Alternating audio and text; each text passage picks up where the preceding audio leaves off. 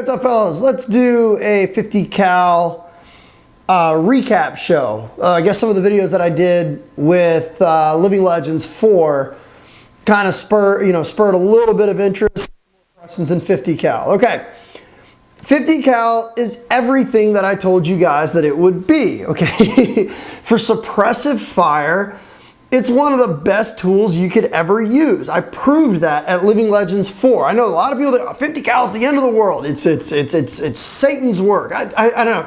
It's just a smaller ball. That's all it is. There are trade-offs to using 50 cal. You lose range. Okay, that's one of the biggest trade-offs you get. The splat is not as big. Okay, it's a smaller ball. It's going to be a smaller splat. You lose probably about 40 feet of range in terms of effective range on it.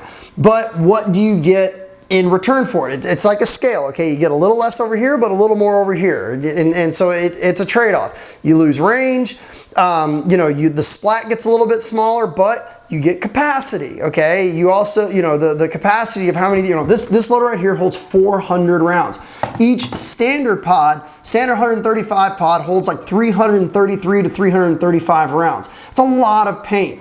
And also you pretty much can go pod for pod when you're shooting 50 cal guns. I believe on a 68 4500, I haven't done a complete efficiency test on it yet, but I think on a 68 4500 on the Nano, or maybe even the 70 cubic inch, I'm not sure, I believe we have gotten 4 pods plus a hopper, which ends up being, what is that, 1230, 1400, maybe close to 1800 rounds. And that's just on a 68 cubic inch tank. Now I'm sure if we went up to like an 88 or 114 and backpacked it, I'm sure we could shoot even more. But I've just been using the 68 cubic inch tank or the 70 cubic inch tank, which is what I was using in Living Legends. But there's no surprises with that. You will get eliminations with 50 cal, okay? You saw it in the video. There was like 40 people coming around the corner in the dinner battle, and I kept them all back, shooting 50 cal rounds. And that's not exactly short range from where I was shooting. I was shooting from the hill over to the side of the building, which I'd probably estimate to be probably about 150 feet, maybe even longer. I'm not sure. I didn't go out there with a tape measure. But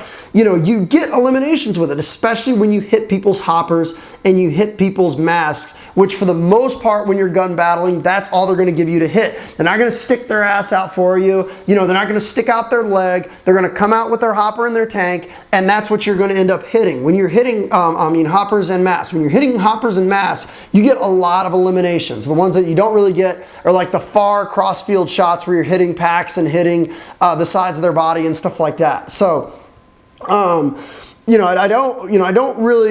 can't believe the video really caused that much discussion about 50 cal. It is everything that I told you guys that it would be.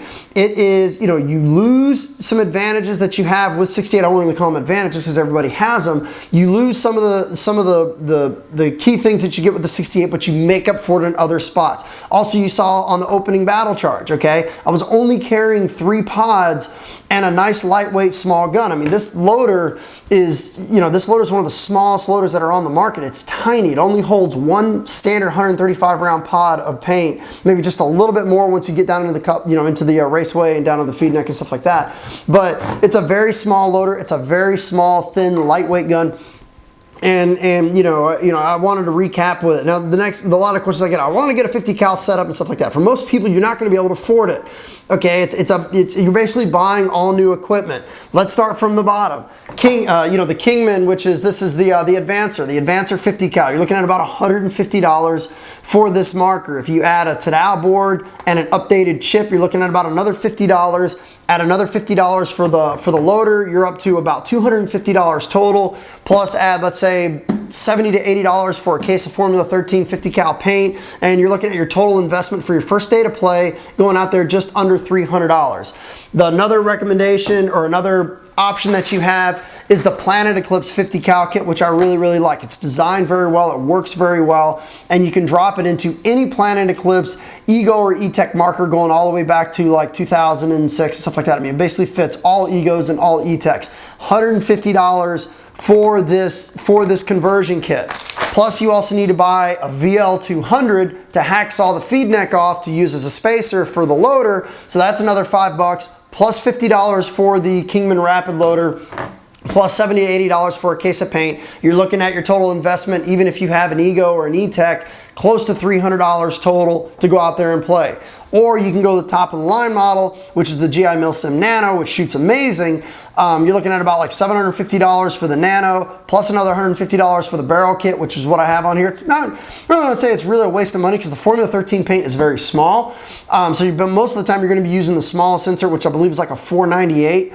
But it looks really nice on the gun, and it also is wickedly quiet with all of the porting that you have here at the end. So you're looking at, let's say for the basic gun, $750. Add another $50 for the Kingman Rapid Loader. Put a little strip of Lexan on the inside so you can space it, and then you're looking at another $78 for Formula 13. So at a minimum, to get into 50 cal, you're looking at least a $300 investment just to get started.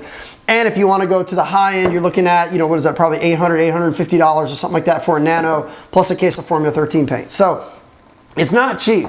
Is it fun? Now, yeah, it's fun. I loved it. I loved being able just to sit there and shoot my gun for what felt like an eternity, you know, but there's trade-offs to it. You know, there's a trade-off to it. For my particular playing style where I'm up front, I'm leading the charge, there's nobody in front of me, everybody is behind me, everybody on the other team is shooting at me, trying to get me out. Having the suppressive fire capabilities of 50 cal was amazing. I loved it. I went out there on the first opening battle charge and I'm like, this is exactly what I knew it would be. I had a great time doing it. So, and I shot a lot of people out. So, you know, did I have the long range distance that I have when I'm shooting like my SP1 or my Axe with the with the Apex barrel? No, I didn't have that, but I had capacity. I had a lightweight gun. It was very easy for me to quickly move up the field. And once I got into a great position where I could just sit here and just rain paint on the other team, hands started going up left and right. So I just want to do a 50 cal recap show. Not trying to sell it. I know there was someone emailed me one time and said there was a rumor that I got paid to shoot 50 cal at Living Legends. If there's a check waiting for me, please let me know, okay? It's getting into the summertime here. Probably gonna be taking the girls to Disney a lot. I could really use a check right now, but no, I did not get paid. GI Milsim has never advertised with TechPB.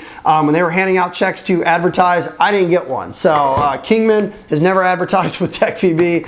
And last I checked, my sponsorship deal that we have with RPS does not cover event paint. So all of the 50 cal cases that I bought at Living Legends, which I believe I bought 4 of them, 16,000 rounds was paid for out of my own pocket. So 80 bucks a case.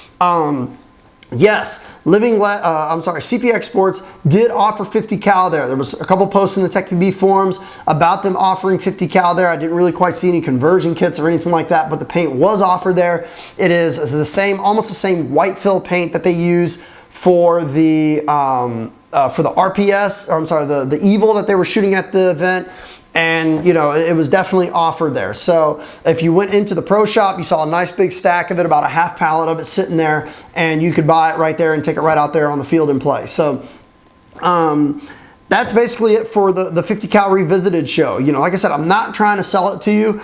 It's up to you whether you want it. For my particular playing style, when I'm facing 400 or 500 people and there's nobody in front of me and, you know, everyone's behind me and I've got a wall of people coming at me, believe me, 50 cal is exactly what I wanted, because I can sit there, I got 400 rounds in the hopper, and I can just sit there and just stay on the trigger and stop that charge. And that's exactly what you saw in the dinner battle. That's exactly what you saw in the opening battle charge.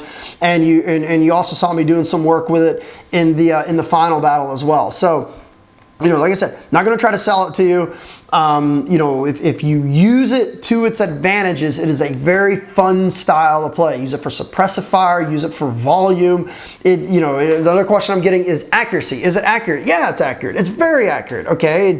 You don't have the range that you have with 68, but up into, you know, all the way up to its maximum range, it's accurate. It's very accurate. So you do notice a little bit of flutter downrange if it's really windy. If you see the trees going, you're going to see the balls get, you know, flutter when they get out there, but it is accurate.